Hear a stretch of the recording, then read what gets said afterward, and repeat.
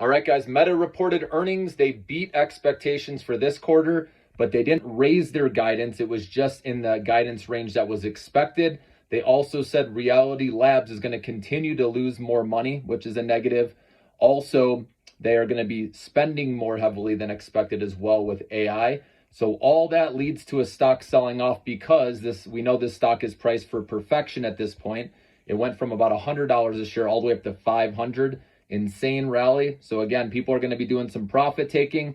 So this is going to drag down other stocks. Now, we haven't seen the earnings call yet. Stock may come back a little bit. If it did recover all the way, I'd be very shocked, okay? But maybe it bounces a little bit. Either way, this is going to drag down stocks tomorrow until we get to Google and Microsoft's earnings, okay? If they can beat and raise guidance, let's hope investors buy that, because if they don't, then that's going to be the third leg that's going to get kicked out of the stool. So remember, we have three legs of the stool: the macro, the fundamental, and the technical, right? The macro, obviously, we know higher interest rates for longer. That leg's been kicked out.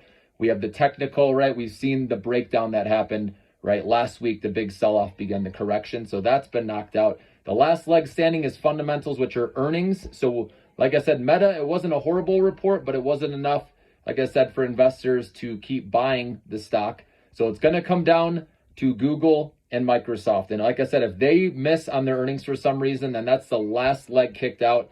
And I think we're going to go lower, especially with the PCE inflation report on Friday. So like I said, if you're a long-term investor, you got to handle these dips along the way. If you're short-term, you really want to be watching these earnings. Like I said, if Google and Microsoft do not beat and raise, then we want to watch out, because like I said, inflation report most likely to come in line or hotter than expected, which is going to cause another sell-off most likely. So stay tuned, guys.